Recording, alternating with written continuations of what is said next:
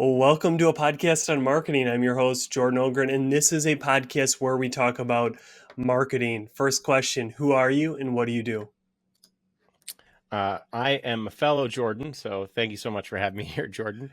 And I do growth systems for usually scaling startups, so helping them build growth systems by pain, not persona, for the sort of 1 to 2 motion. So how do they figure out how to scale without people and scale their outbound email systems? And how long have you been in doing that specific thing for? Well, I started my growth career in 2016 with a company called Zinc.com and moved them from 1 to 100 million GMV as their first hire in 2 years. And that's kind of where I got excited about growth. I got into growth. And since that time, I've done growth systems for Vouch, Ironclad, Main Street, LucidWorks, a bunch of other companies doing a variety of different growth things. But for about the past 2 years or so, I've been focused on building kind of automated outbound email systems by Pain. That's very interesting. I enjoy that pain, not persona, but we'll get to that at a different point. Sure, Another question I'd like sure. to start off the podcast with is, what are you obsessed with right now? Is there anything in marketing, business, kind of growth, anything that you just can't stop reading, doing, thinking about? Yeah, I mean, a lot of my world is cold outbound email, and I'm really, really obsessed with the ways that people are getting this wrong. And I'm really obsessed with this quote that is, "We shape our tools, and thereafter our tools shape us." And so I think that sales and to a good extent marketing have fallen victim to this tools approach, which is the tools that we have today that are very accessible are the Zoom infos of the world, where it's like, great, get everyone's email. You want everyone's email that is a VP of marketing at X company, get that, and then find out what to say to them. And that I think is just a poisonous way to think.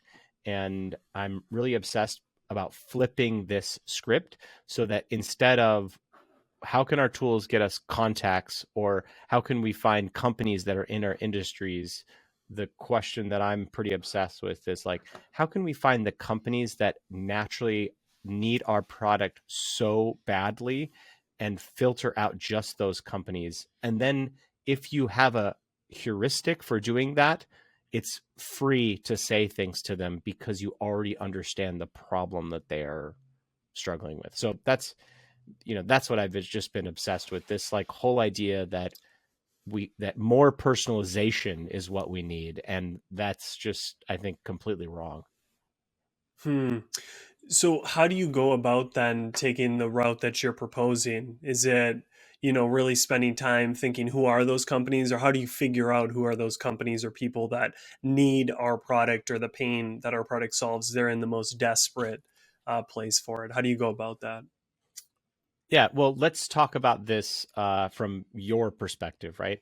Like, let's talk about this as you want to find people that know their stuff, right? That can educate the as you say, the 5 people that are listening with sort of the best insights. Well, how might you find those people? Well, you might have different heuristics in your head. It's like, okay, well, it turns out that if you've worked at a handful of, now I'm going to talk about this from a people standpoint, but this is more of a company thing is how you should think about it. But in your case, we're going to talk about people. Harder to do at the people level for companies, but for you, it's like, well, you might say that I might be interested in having conversations with people that worked at companies like Stripe or Amazon because they have some large business understanding. Or if it's people that are in startups, I might think about the types of people that have had experience going from 0 to 1. So who was the first VP of growth at Gusto and took them from X to Y place. But this isn't, the problem is that what I'm talking about isn't a tactics thing. People are very obsessed with tactics, right? It's like, oh, well, when this person did this, it worked really well. It's a strategy problem. And that strategy usually comes from the words of your customers and the pain that they are in. And so how to do this is to just understand what do your customers hire your product to do? This is the Clayton Christensen Jobs to Be Done product. And how do you find people that have that challenge that they need to solve? So like if you want to, like if there's do you have like a company in mind that I can give you some examples of how they might think about this? I mean, if you have one in mind, I think even just what you just said there is kind of helpful just on kind of how to think through it. And I think you keep using this word heuristic, which is just a mental Yeah, shortcut in the sense of, so that's like right. for me, it's almost going to the fact of almost not pausing those or like just aware of those, of what are those that I instantly go to and kind of taking a different route using a jobs to be done framework, using a different framework to essentially kind of think, ask better questions could even be just a way of kind of getting to how do you do this. Is it just asking different questions than you're currently asking and trying to visualize it? But I don't know if you have a company, no company comes to mind for me, but if you have like one that fits Yeah, or you can create an example, that'd be helpful. sure. Sure. So so this really is understanding, like, as a sales rep, for example, or even if you're a head of marketing or head of revenue operations, you should understand your customers' problems better than they do for the solution that you solve. That doesn't mean you need to understand their business better than they do, but if you're like, let's talk about qualified.com. They are a chat solution to help you book better meetings on your website, right? So what are heuristics that they might care about? Well, they really want to understand who cares about doing that and why do they care and what is the value of a conversion for those people. So things that I might models in my head that I might think about for them is like, well, who already has chat in, or who already has something in the left or the right hand corner of their screen, so it might be harder for them to be successful in that environment. Or who has an expensive pricing model, right? So look at the pricing model and say, well, they have an enterprise option and their next lowest plan is $10,000 a month. So now I know it's like the meetings are pretty important to them. And then look at like a similar web data and say, well, how much traffic do they have? Well, it's not really helpful if they don't have a spot. It's like, okay, qualified can appear in the corner because they don't have something there and they have expensive thing, but they get 10 visits a month. Okay, well, that's not going to be helpful for that company, right? And so you can imagine that this type of thinking can stack where you're like, wow, these are the companies that meet these 10, 15, 20 different criteria that I know that not only can I benefit them by 1, 2, 3, 5, 10 meetings, I can get them a thousand more meetings a month, right? And that's the pain that they solve. But it's going to be a little bit different for every company. And sometimes for qualified, I picked a very easy example because the pain is very clear. I don't need to, I mean, I have used a product like Qualified before, so I understand it. And some companies, that pain is a little bit harder to detect, but those are the types of models that you need to build up in your head to do kind of a lot of B2B marketing really well. Honestly, it just happens Mhm. that sales is the tip of the spear. Yeah, which goes back to the whole point about like I think at least for me, I agree with you that I do think a lot of times it's too tool focused. We think we need a certain tool, but really it's the thinking, it's all the things you just went through that make a zoom in for, make getting the emails like actually, because then you're not just using it. So I think that's really kind of helpful for me to just hear through your thinking of it's not the tools, it's not having some tool or some tactic that might get you there. It's just asking certain questions and then to your point about really understanding the pains, I totally agree with that. I've heard it somewhere that you should be able to almost say to your prospects what they write in their diary, their journal, in a sense, because you just know Mm-hmm. them so well. You know, what are they struggling with, whether it's product related or not, even in that sense of just like, there's too many people coming to me or whatever. It's like, okay, our product doesn't solve it, but we can use that in messaging, content, whatever that is, because we understand them, which I feel is created through talking to them. How do you find passageways to get that greater understanding? What are some quote unquote tactics or things you can do Yeah, to get the understanding? sure. So, and actually, you can tell if a company does this really well if you read their case studies and their headlines talk about the same thing in their case studies. So, if you look at people's headlines and the headlines say like the very best way to build a bridge, and you look in their customer case studies and like, oh boy, I love the wheels on this car. It's like, uh-oh, like they do not understand what their customers are buying there for. It's like, it's not the bridge, they're buying Hmm. for the wheels. So so reading case studies, sort of firsthand accounts, G2 Crowd is a good place to look at this, or Capterra, to see what customers will say. And like, there's a little one of the guys that I work with was looking at G2 data for a client of ours, and there's a little thing that says sponsored review, that the company paid them for that review. So you probably want to pick the unsponsored reviews. Who are people that are so out, like they're so over the moon about your product, they're like, I have to write about this publicly. And we do this in our daily lives, right? It's like when you go to a restaurant and you see their Yelp review, everyone has 3.5 stars. Well, what does that mean? That means that some people thought that the amount of pasta sauce on the pasta plus the angle of the fork wasn't right for them. And so you're like, oh my God, okay, not those people. I don't care about those people reviews. But some people are like, you know what? Look, the seating wasn't great. The view wasn't great, but boy, the pasta was amazing. You're like, oh, those are my people that like, and they're now speaking my language about the thing that I care about. I don't care if I have to sit on a fold out chair. I want to know the pasta is delicious. Hmm. Yeah, no, that's helpful. I think anytime you can find somebody who gives a hell yeah rather than just it was good, Mm-hmm. will give you If more of it's not those a hell yeah, insights. it's a And hell no. That's right. yeah, no, I like that. That's a good way to frame it. Well, that's awesome, and I enjoy that kind of conversation off what you're obsessed with. I always find it fascinating what people are kind of geeking Mm-hmm. out about. But to take us a step Mm-hmm. back, I know obviously you've kind of been talking marketing sales, you kind of come from that, but just to focus on marketing, how do you define marketing when you kind of think about it, whether it's in the kind of ecosystem of growing a company or just in a company? What is the job that marketing should get done, or jobs?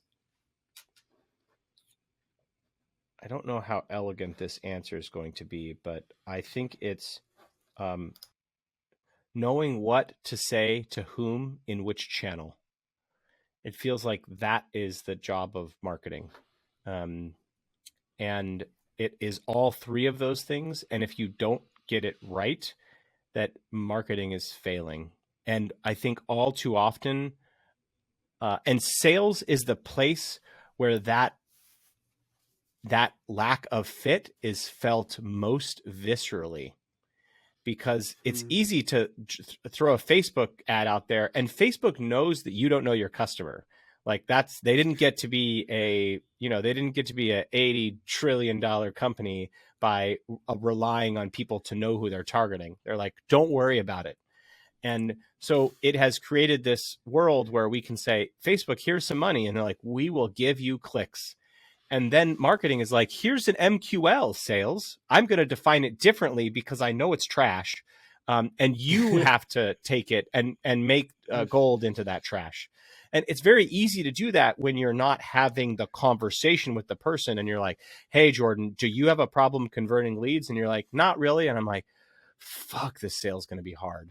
Like, I have to convince this guy that marketing said was a fit, that he has a problem. You're like, oh, I don't get much traffic to my website. And you're like, okay, what do I say now? How do I like convince Hmm. him that he does have a problem, right? And so I think that, and this is why I'm excited about this world of revenue operations, because it it says that, hey, marketing and sales, the more you fight, the worse we all are off. So what if you could take the insights from sales to help refine the targeting from marketing and created a virtuous loop versus a, hey, we didn't hit our numbers, you did it. No, you did it, sales. I gave you MQLs, you didn't follow up with them. Like that's not a productive conversation. A more productive conversation is like, what do we have the messaging wrong? Do we have the channel wrong? Or do we have the targeting wrong? And if marketing Hmm. can find and can gather all the information about answering those questions, that they are doing a great job. Yeah, I like that simple definition. I've read it. I read something similar to that in like an ad writing book, kind of about right person, right message, right channel. Essentially, what you just said. So, would you agree with the statement that marketing should make sales easier? Because what you're inherently saying is bad marketing makes the job of sales much more challenging when they have to do all this convincing, or they waste time on people who probably never should have been passed on. In the sense of the example you were using, do you agree that marketing should make sales, good marketing makes sales easier, or do you think it's more complex or complicated than that? Well, let's there is something that marketing can't control that I want to talk about first. And so if you think about the like let's use the analogy of a hill. So a company is a hill and the founder is at the top. And so what usually happens is the founder will roll a small boulder down that hill, and it will pick up steam and grow as it goes down. And so by the time that it gets to marketing, marketing is like, okay, I either A, need to stop this boulder and say, we're thinking about it wrong because I'm closer to the market. But what they usually do is like, let me give it some momentum. And sales is at the bottom of that hill. And they're like, this is huge. Now, the founder only sent a pebble down. But every time it was sort of amplified. And by the time it got to the sales rep, it just crushed them. And they are the ones that have the end responsibility of growing the business. And I see this all the time where it's like, I look at a company, and like one of the things that I did for a prospect that I was chatting with is like, you have four personas and like 15 products.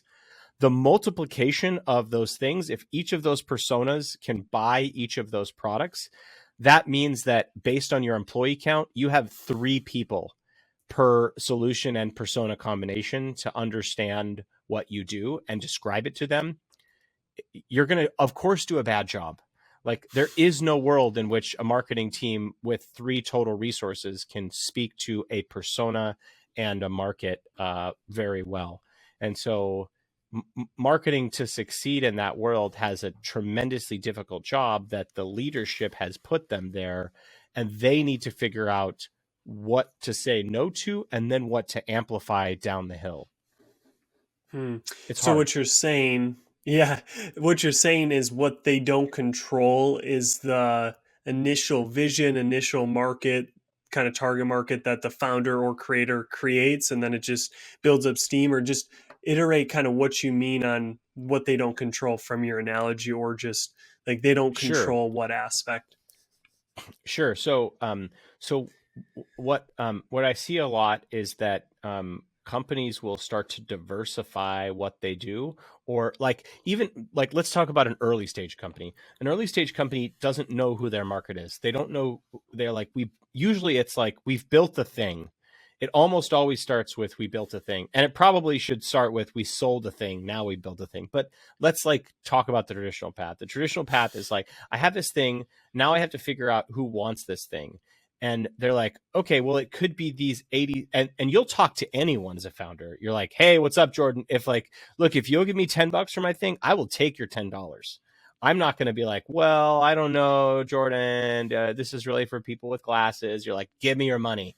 Uh, and so what happens is that you end up serving dentists and VPs of marketing and and CEOs and cobblers, and you just have this weird hodgepodge of people that are using your product. And so you then have to say, actually, this is the best market for us to go after. Let's focus. Let's stop doing these things. But all too often, companies will be like, oh, we need to grow. We need to diversify. We need to go wider for more use cases and more problems. And in doing that, if you're not good at if you haven't run the end-to-end process for one persona, for one product, and you haven't oiled that thing in a sort of a healthy feedback loop, it does is amplify noise. Hmm. And that's what marketing is. Marketing in that world, marketing can say, I can take an awful song on the radio and play it to more people. When I think that their job needs to be, how can we figure out what, like, like which of these things should we focus on to market, to amplify, and really get very good at that before trying to spread that message to 86 different verticals with 54 buyer personas. Now that makes a lot more sense. The pebble that starts small, very kind of focused, can eventually, through a product's life cycle, starting to wherever it is now, 10, 15 years, can just get so big. And to your point, marketing a lot of times either A, doesn't have the actual kind of authoritative power, or even just quote unquote the cojones to kind of say, hey, let's hold up here. Because I read somewhere talking about chief marketing officers and just the fact of like market is within that name, right? Marketing, it's market. So I think there's a huge critical aspect that I don't hear talked about in marketing is really deciding what market to play in where we have the Yeah, greatest yeah, chance to win. And that's, I think that's strategy thinking. Richard Port, all these different, thinkers talk about that. And I find that's a hard thing because a lot of marketers don't feel they control it. But they maybe don't, but they yeah. maybe do. It's kind of like a, as you kind of talk about, I'm thinking like, because for me, we're currently with my company, we built a software. So like it's cool because with the founder, I'm marketing. So I'm able to kind of influence or have those conversations earlier rather than a guy just creates or a gal creates a product, then they hire someone on and they have it can sell to so many people. So I really think that's a Yeah, kind of an important piece that I'm glad you kind of created an yeah. analogy out And of just talking that there is things you can and can't control or perceptions of that. yeah, and no one has a good framework with what to say no to and why. So for every yes that you take on, it means that you can't do something, that you have made an opportunity cost here. But if you ask someone, okay, well, what's the opportunity cost of going after this market? They're going to say, well, we'll do both. We'll do both just as well. And so, like, if you want to see an example of, and I'm like, I don't mean to trash this company, but let's talk about I mean, maybe a better way to say it is like the VP of marketing at each of these companies, one of them has, I think, a much easier job than the other. And so the VP of marketing that has, I think, an easier job is like the VP of marketing at Gumroad. And if you look at Gumroad's, and I could share my screen, but I'll just like tell you, their headline is from $0 to $1. And let me read their subtext. With Gumroad, anyone can earn their first dollar online. Just start with what you know, see what sticks, and get paid. It's that easy. That's one person. They're speaking to a creator that is a solo creator that has a singular problem that they want to collect their first dollar and they don't know how to do it. So Gumroad's like, we are for you. That's exactly who we're for. Now, compare that to drift.com. Now, drift.com just rebranded again. They, like, as of just a couple of days ago, they used to be the revenue acceleration platform. What does that mean? Like, like for whom? And now they changed it because they realized that no one has a revenue acceleration problem. No one's like, oh, they maybe have a mid funnel problem. And that mid funnel problem might be, how do you get people from, like, okay, well, like you could dive in, you could imagine 3, 4, 5, 6 layers deep in the mid funnel where you help with just one particular thing. And for the person that's a burning pain for, they're like, oh my gosh, amazing. But if I buy a revenue acceleration product and I have like some deep mid funnel thing, I'm not going to feel great that they're going to be amazing at that mid funnel thing. They're just going to be okay at it. And Mm. so it's like, well, why do I buy Drift? Well, I buy Drift because they are okay at 15, 20, 30, 50 different things. And that's not to say that that is true for Drift. I'm just saying that if you're selling multiple different product lines with multiple different value points, like it's really hard for someone to come forward and say, I have that problem. Hmm. Yeah, it's just not focused per se. Gumroad, at least when you read Gumroad, it seemed hyper focused on who they serve. And I think, like the whole point of what you said about the founder, like they're not going to, if someone comes to Gumroad and they're making $500 and they want to take it to 10, they're not going to say, hey, you have to make zero. And but it really Yeah. helps when you're that person, you read it. And I think that's a key is like any website kind of can almost somewhat tell you like how clear are they or how hyper focused are they on a specific set or one person rather than like, oh, this is pretty generic, as you were saying. And I think even Maybe we don't need to dive deeper onto this, but the whole drift conversation really sparks a lot of ideas in my head of the fact of category creation and when it can go wrong, in the sense of the whole revenue generation thing. I felt was a category play. You know, they were trying to define something new in the marketplace, but it really sometimes, like you said, nobody has a pain for it because it's a new category. What are your thoughts on category design, category creation? Maybe you haven't, been well versed in that, of like the Christopher Lochhead play bigger and all that stuff. What are your thoughts on that in regards to everything we've kind of been talking about, kind of creating a new category where people may not be sure this is an issue I have yet, or Can you give me an example of a company here that you might say created a category like so I guess like Airbnb? an idea. Yeah, Airbnb, Uber, right? They created a new category of using your phone to get, not calling, but actually using your phone and how it delivers it. I'm trying to think of like different examples that obviously in the Play Bigger book, but it's really just saying most companies find a market that already has demand and they play within it. And their whole thing is there's the 80-20 dynamics, that one company within a category or a market gets 80% of, reaps 80%. So their point is to go create a category, sell the problem, sell the story, and then get people to come to your new category, which is a new way of doing it. It's different rather than better, is the premise of their, I think, point. That different better is interesting because I would say that Uber is all around better. I mean, I am old enough to have remembered a world before Uber. And if I had to get somewhere, the thing here in San Francisco was radio dispatch taxis. That was like, and you still see it. I saw it the other day. It's like, this is dispatched by radio. I'm like, oh my gosh, so fast. The radio, wow, radio moves fast, you know? And you'd have to schedule it the day before, and it was a crapshoot. Who knows who would come, right? And you would get in. People would be upset that you were there because whatever you were paying, it wasn't enough for them to afford the medallion, and like they had to. And Luxor Cab was my favorite cab company because they were more reliable than not because they were perfect, right? And so Uber has totally changed that. There was a time here in San Francisco where the joke was that you called an Uber and you were always sharing the ride of the venture capitalist because they lowered the price, right? And so you got into the car and it was, a third cheaper. It was reliable. You knew exactly how long it would take. You knew where they were. You knew. So that's a new category, but it's the same problem that we've always had is like, how do you get around?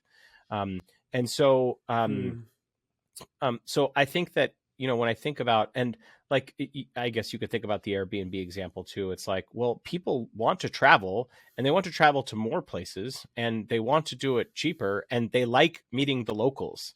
Now, hotels let you travel. It's like they could be very expensive. And you don't get to meet like the concierge is not, you want to have beers after work? Like, no, that's like that'd be insane. So it's like they did create a new category that didn't exist, but they tapped into this thing that was really important, that the key thing that the market wasn't doing well today.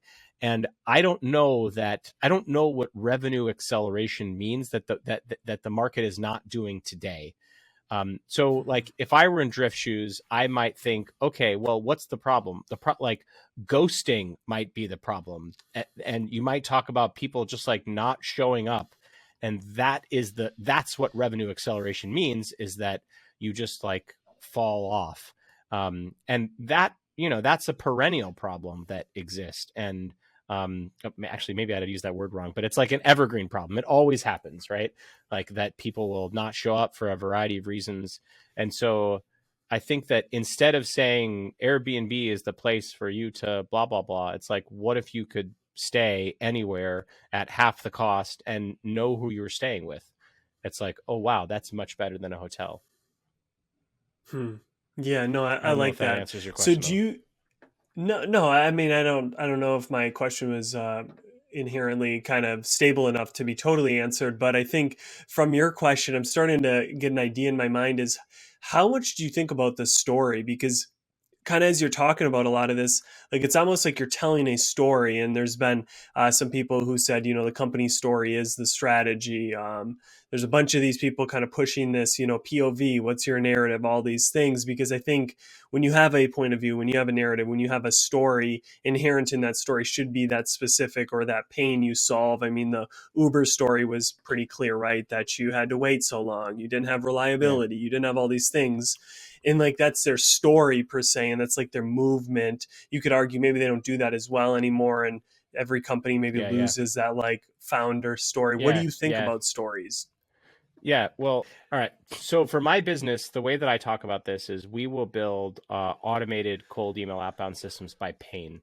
And what that story looks like is what happens at any company is the founder does sales, right? We touched a little bit on this. The founder does sales, and they'll sell to anyone that will buy. And so what happens is that their market forms without necessarily strong opinions of theirs because they're selling to anyone that will buy. And suddenly the same type of person starts to buy. They refer someone else and they find it. But what never happens is, or almost never happens, is the founder never pauses and says, okay, who are we not doing this for now? And how do we just go after these folks? And the founder knows. The founders tried 100 different things in 100 different markets. So what they do is they hire their first salesperson and they say, your job is sales. I'm not even a sales expert. You have to go sell to people. You're on the clock now. Go sell. And that sales rep is like, all right, because sales reps are full of unjustified optimism because that's the type of personality that you have to be. Um, and so uh, so so what I come in is I say, well, the problem with that thinking is that then you throw a bunch of bodies at the problem, and you're a B2B company, so the opportunity cost of those bodies is hard to calculate. You maybe fire a lot of them because they're like, oh, they don't get it. And marketing has been dumping money into a black box of Facebook and Google, where it's like, you don't have to know your customers; they will deliver you clicks. But who are those clicks? What problem do they have? And so this in the B2B world, whereas in B2C, like I had a conversation a while back with Wise, they're like a smart cam company, and the guy's like, he's like, my CAC, like I can spend $3 on a customer, like, because if it's any more than that, we just rather give them a rebate to get them to buy. So if you have a $3 per customer budget, you can be damn sure that there's a lot of stuff that you will never try. But if your customer is worth $500,000, you're going to throw the kitchen sink at them. And you're like, oh, you could have just thrown a wrench. And they're like, nah, the kitchen sink. So that's how I tell my story is like, what if you could get all that productivity back from sales, that productivity back from marketing that you don't know that you wasted?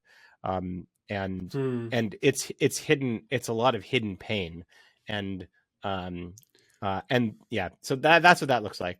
Before your story, you talked a lot about kind of figuring out who not to sell to. And I think you call these Oh people yeah. anti buyer persona or anti ICP. Why is it important, whether literally or at least in your brain, to create a list or to have an answer to who are our anti ICPs or who are our anti buyer personas? Well, because what happens is you get into a marriage where no one wants to do the dishes.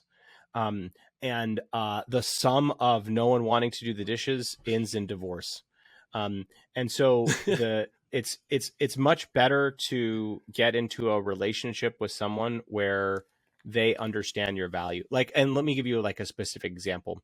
We will sometimes help companies in the 0 to 1 stage. And we have run engagements in the past where the end result of that is no growth. And because what we sold at the time was what we were selling to 1 to 2 companies, which is growth. But it turns out that in the 0 to 1 motion, what we can offer is we can help you close a lot of doors very fast. And so like, let's say that that's all we focused on, the 0 to 1. I'm saying that at the end result of my work, I can give you a lot of people that you shouldn't sell to. Now there's like only a few founders in the world that are like, oh, Jordan, I understand the utility of that. Like, like you went to the supermarket with me and I'm like, can't eat that brownie. You can't eat those chips. Like you can't eat. And you're like, why? Like that's not that nothing about that feels good. And the opportunity cost, and like, is that person really going to refer me? Are they going to say you should work with Jordan because he didn't produce any sales for me, but he told me all the people that were not interested in my product? Like, so the opportunity cost of working with that company is so high that even though my value is rather immense for them because I can close off market doors for them, that if I work with them and they don't have the understanding of that value, my business would never grow because I'm selling to someone that not only are they buying something different, but the value that they get, only a very handful number of people will appreciate that, and maybe none of them will ever Mhm. refer me for that. And so that customer is really, really like inherently poisonous to my business.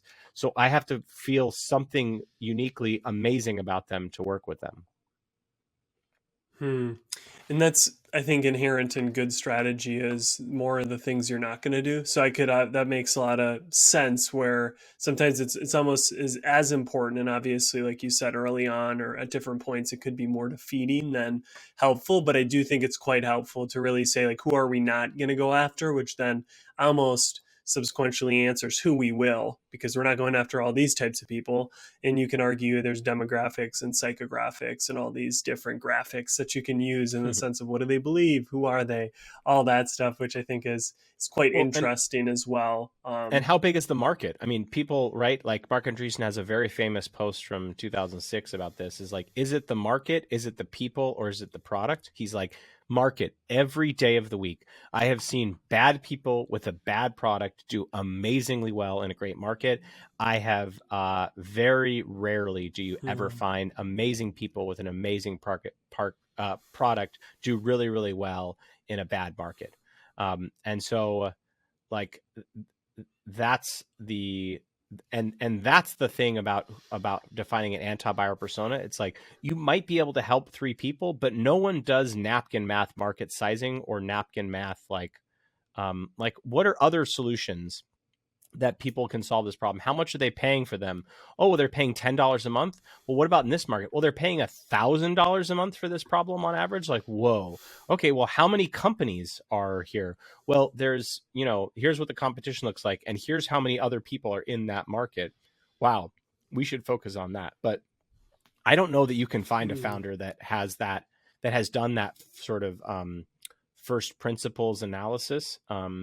And like one of the first principles analysis for your product might be um, human psychology is such that it's hard to convince people a problem they've never experienced, and hard to sell that problem. So it's like, is that the first way that you should go to market?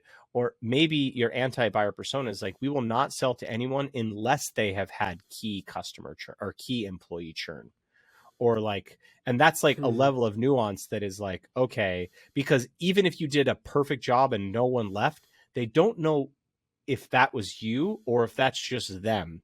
And so they have no way to quantify that, like, wow, you did a really good job at making sure something that was really painful never happened. That's a hard thing to say because it's hard to prove a negative or something, or disprove a negative, something, one of the, yeah. Yeah. Yeah, no, I get that's very helpful. I get what you're saying there, and I think that is kind of the core of this kind of whole conversation. There's been many different tentacles to it, but I find kind of that core one, or as at least from what you're saying, is always kind of first principles thinking. It's try to get the shortcuts out of the way, the heuristics, in the sense of kind of driving us right to answers, and almost using first principles to ask better questions to then have us Mm-hmm. define this market or play in a better market, which I firmly believe is one of the top kind of priorities or key accountabilities for a chief marketing or just Yeah, any kind of marketing person, is the yeah. market, which we and don't hear a ton about. And I'll tell you a story here. I worked at this company, and the product manager came to. He's a good friend of mine. He's an engineer, and they said we need to work on social notes. Was the feature, like, oh, social notes, like they're really important. Like we need to like devote like 6 months to it. And he queried the data. He's like, 5 people use this, and 4 of them are in house. Is this really the feature that we should be? And it's like he's with that one question and like a little bit of data, he saved the company probably 6 months and at least $1 million in engineering salaries of work. Oh, no one's using it. Hmm. And so I think that if a lot of people ask those questions, like why questions instead of how questions, that we could avoid a lot of really. And this is really hard to do when you're in it. I mean, if you're digging a ditch, it's really hard to ask the question, where should I be digging the ditch? And you're like, I'm going to get to the bottom. Like, that's like, it's addictive because you're like, if I just dig a little harder, I'll hit gold. And you're like, do you know that there's gold on the shore over there? And they're like, yeah, but I'm going to find it here. So it's like, take a vacation, get away from like the daily grind and think about like, is this what I should be doing?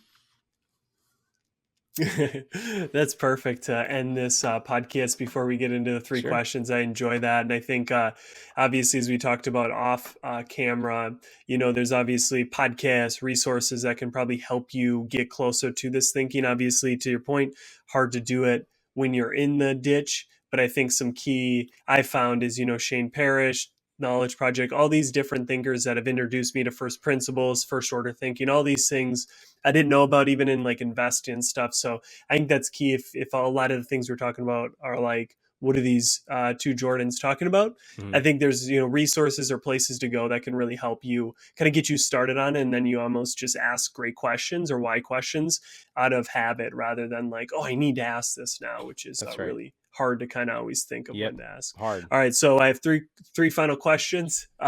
Two of them will be kind of on everything we talked about. One will be a little bit off. So the first question, what is one thing you've changed your mind on in regards to marketing, growth, sales, anything that we talked about today, you've changed your mind on in the past 2, 3, 4, 5 years? I believed put out as much content as you can. I now believe quality content is the key. What is that change of belief for you? Yeah, that's a Peter Thiel question, I believe. So for me, I think one of the things that I have changed my mind on is channel approaches. I used to think that like we almost exclusively use cold email, but uh it turns out that even if you have an amazing message, if someone's not in that channel, it doesn't help. And a nuanced thought about here is like, you can connect with people on LinkedIn or tag them, or but if they're not like actively on LinkedIn, it's useless.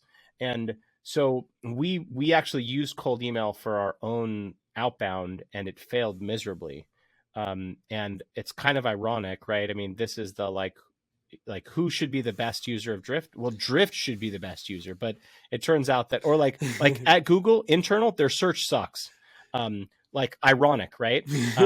So we found that like LinkedIn is a better channel for thought leadership, because LinkedIn is really good at like putting my message in front of the right people. And so I guess I changed my mind that that if I put the very best message in front of someone, it might not even matter. The channel might not work at all. Like we found that to be true with developers, that developers are like, there's no amount I can tell them as much as I want about a problem they have. Developers are not going to be receptive to email. No, that's really good. I think that goes back to the definition of marketing is finding that right channel, even if it's not your dog food in the sense for you email. So I like that Yeah. example. Yeah, no, one thing you'll note is all my questions are ripped from other places, just a little tweak to them. So I will take no Good for you. points of originality for Oh them. no, it's a good question. It's a So good the question. second Yeah. question, yeah, I enjoy it. So the second question, it's going to revolve around the movie Inception. So whether you've watched or not, I'll give a 5 second synopsis. In the movie, they pretty much go in people's dreams to incept ideas that then the next day that person wakes up and it's their idea to sell their company to let this person buy X amount percent. So if you could incept one idea in the minds of everybody who is like you, whether that's, someone who works in growth, salesperson, marketing, if you could incept one idea, what would it be and why? Probably to build up your mental model of why a customer needs your solution. And if you can do that, all marketing and sales is finding the people who have the why and describing it back to them in their language. And so that Hmm. sort of inception idea for me is, um, talk with your customers, and if you can describe the pain, it just like, even your marketer, it doesn't matter, it's sales, marketing, doesn't matter, talk to them, and if you can describe what they are about to do or what they do in your problem area better than they can, that all of your job becomes 100x easier. So get Hmm. outside the get out I mean Yeah. get That outside the would. castle. Yeah. Yeah, yeah, that would be a pretty good world, but definitely harder for the people who are already doing that if everybody was doing it, because Hmm. then everybody would be, speaking, having good copy on their websites and all this Hmm. stuff where there is that advantage if you're able to. So I like that one though. You're able to give away the whole thing. All right, final question. What is one thing outside of business, marketing, sales that you do? So kind of maybe something personal outside of work that then helps you when you come back to do work. So for me, that's a 20-minute meditation every morning. When I do that, I can come back to my work or start my work with better eyes, more energy. What is that thing or things for you? I walk or bike ride to the Butterfly Joint, which is a coffee spot that's like 60 blocks away from my house. It's about a 6 to 7 mile round trip. And the founder knows the founder. He's a coffee shop owner. It's a weird word, but like, yeah, the founder. He knows everyone's name. Hey Jordan, how's it going? And because he creates this atmosphere of like just having a conversation with someone, I can meet strangers and ask them. Like, I ran into a mom and I said, like, hey, like, have you ever regretted any part of this? And like, that's a question that you can kind of only ask a stranger, because they feel completely vulnerable to say, like, yeah, actually, I do. And so I think, the CEO of Metafilter once said, sometimes you need a social network of your not friends. And so being able to have like raw conversations with people about things that they would only tell me because I'm no one to them, um, uh, has been just kind of a really eye-opening experience. And I try to take Hmm. that like thought process back into other types of things that I do.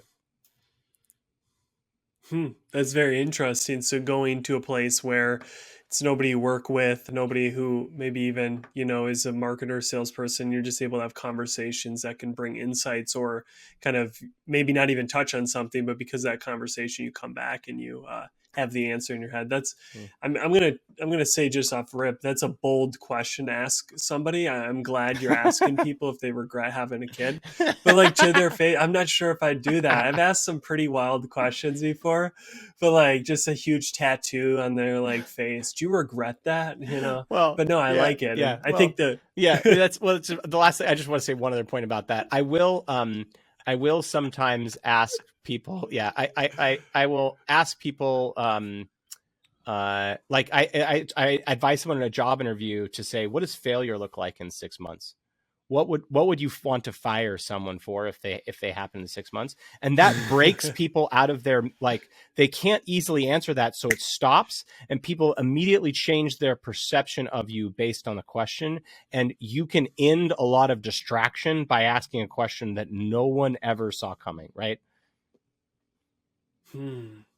I like that. And I think that's a wonderful bow on top Yeah. about this whole kind of conversation, kind of about questions and stuff. Well, that's it for the podcast. This last section is you to open it up for the 4 to 5 people still with us listening. What do you want to link? It's the show, or the floor is yours to plug anything in. Yeah, I would just say that if you're in marketing or sales and you're thinking about building outbound systems, or how do you scale outbound, and your go to market, contact me. I'm Jordan, Jordan, as you know from your host name, at blueprintgtm.com.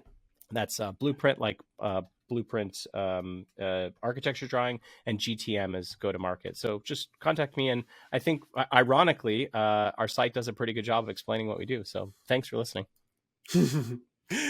Yeah, we would hope so. Right after all the Yeah. points you said Yeah. about Yeah. knowing your customer. Well, thank you, Jordan, again for coming on. I appreciate it, man. Thanks for having me. This is the end of the podcast.